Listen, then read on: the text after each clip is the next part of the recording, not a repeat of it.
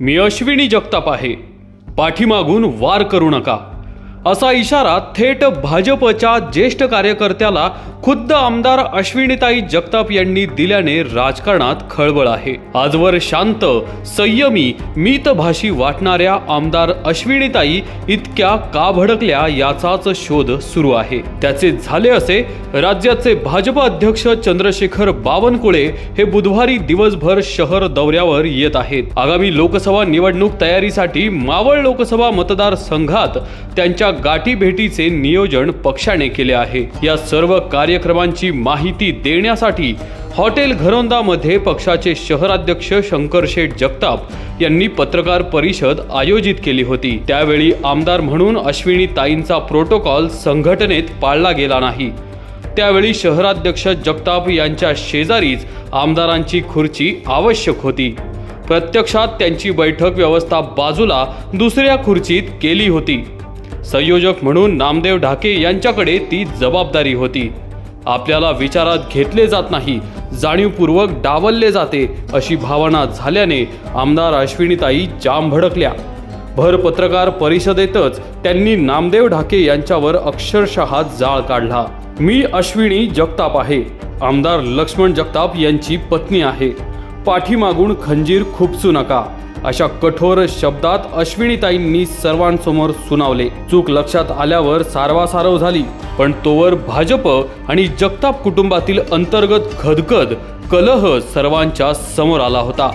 अश्विनीताईंचा तो रुद्रावतार आजवर कोणी पाहिला नव्हता, पण त्यांचे ते कठोर बोल कानात उकळलेले तेल घालावे तसे झोंबले। कार्यकर्ते आणि नेत्यांच्या मनात ते शब्द रुतून बसले। लोकसभेची तयारी राहिली बाजूला, इकडे दुहीचेच प्रदर्शन झाल्याने खळबळ उडाली। जगताप कुटुंबात एकोपा आहे, कुठेही मतभेद नाहीत असे कायम सांगितले जाते। प्रत्यक्षात अश्विनीताईंचा रुद्रावतार पाहिल्यावर कुठेतरी पाणी मुरते आहे याची सगळ्यांनाच खात्री पटली। मुळात चिंचवड विधानसभा पोटनिवडणुकीत निवडून आलेल्या आमदार म्हटल्यावर अश्विनीताईंचा मान आहे। त्यांना अध्यक्षांच्या शेजारीच खुर्ची ठेवली पाहिजे होती। चूक ती चूकच होती। आजवर वेळोवेळी अशा लहान मोठ्या खूप चुका झाल्या। कित्येकदा त्यांना साईड ट्रॅक केल्याचे लक्षात यावे इतपत वर्तन घडले। आगामी काळात विधानसभेला त्यांना दूर करण्याचेही संकेत भाजपमधूनच मिळत होते। दिवंगत आमदार लक्ष्मण जगताप यांची शैली आणि त्यांची पत्नी म्हणून अश्विनीताईंची कार्यपद्धती थोडी वेगळी आहे। त्यातच पोटनिवडणुकीला उमेदवारी शंकरशेठ की अश्विनीताई असा सुप्त संघर्ष होताच। तिथे अश्विनीताईंनी बाजी मारली तेव्हा शंकरशेठच्या समर्थकात नाराजी होतीच। ताई निवडून आल्यावरही अनेकदा तो संघर्ष कानावर आला। असे काहीच नाही, जगताप कुटुंब एकच आहे अशी वारंवार खुलासा करण्याची वेळ आली होती। तिथेच माशी शिंकली आणि फूट उघड झाली। पक्षाचे शहराध्यक्ष पद शंकरशेठला देण्यावरूनही दोन मतप्रवाह होते। काही कार्यकर्त्यांनी आणि माजी नगरसेवकांनी थेट विरोधात सूर लावला होता। घराणेशाही नको म्हणून माजी शहर सरचिटणीस अमोल थोरात यांनी उघडपणे बंडाचा पावित्राही घेतला होता। भाजपची ही पक्षांतर्गत धुसफूस म्हणून तिकडे सर्वांनी दुर्लक्ष केलं। शंकरशेठची शहराध्यक्षपदी निवड झाली आणि कार्यकारिणी अस्तित्वात आली। त्यावेळी आपल्या समर्थकांना डावलल्याची भावनाही अश्विनीताईंमध्ये घर करून बसली। सार्वजनिक कार्यक्रम, पक्षाच्या बैठका, दौरे यांचे निरोप सुद्धा त्यांना मिळत नसत। हे सर्व जाणीवपूर्वक होत असल्याची भावना त्यांच्या मनात कायम होती। फक्त त्या व्यक्त होत नव्हत्या।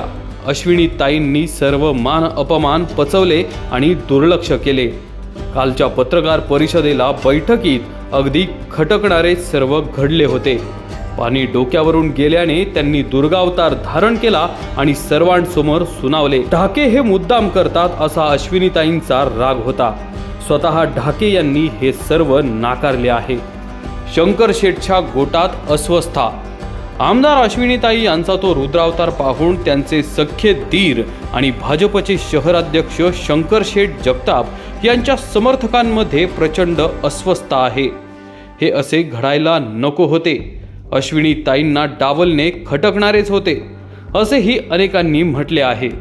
आगामी काळात चिंचवड विधानसभा कोणी लढायची आणि मावळ लोकसभेसाठी भाजपचे उमेदवार कोण या अंतर्गत स्पर्धेची किनार सुद्धा या प्रकरणाला आहे असेही बोलले जाते।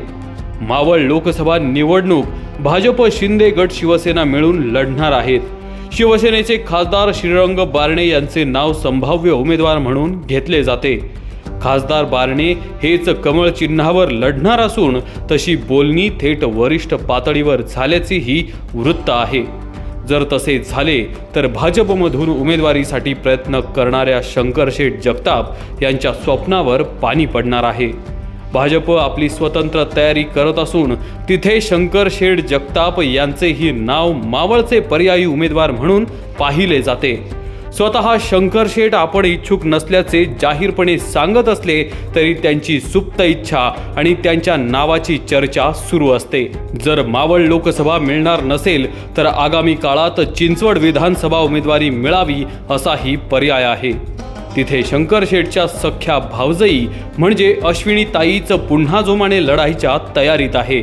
पोटनिवडणुकीत दिवंगत आमदार लक्ष्मणभाई यांच्या निधनामुळे सहानुभूती होती, पण आता पुढे ती मिळणार नाही म्हणून शंकरशेठलाच संधी द्यावी असाही एक मतप्रवाह भाजपमध्ये आहे। खरे तर तोच या सर्व संघर्षाचे कारण असून त्याचाच अतिरेक झाल्याने अश्विनीताईंनी निमित्त पाहून आपण कोण आहोत ते त्यांनी दाखवले असेही म्हटले जाते।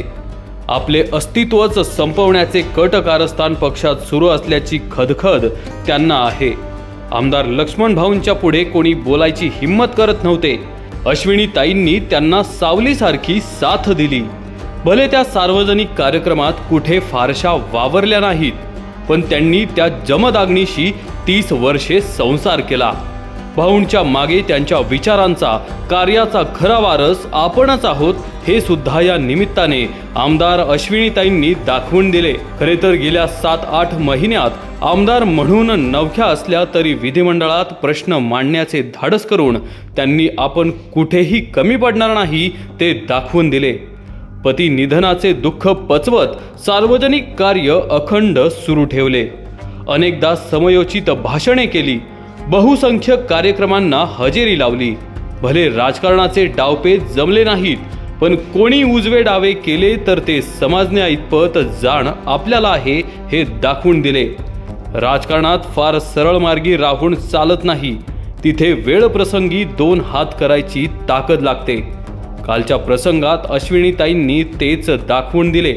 निवडणुकीत पैशाची खैरात जिकडे तिकडे कार्यकर्त्यांची भुतावळ असते, त्याची फिकीर न करता अश्विनीताईंनी वरचा सूर लावला आणि राग आवळला। कदाचित आगामी काळात तीच त्यांची जमेची मोठी बाजू असेल। भाजपमध्ये आता एक नवीन अध्याय सुरू झालाय हे मात्र खरं। आगे आगे देखो होता है क्या।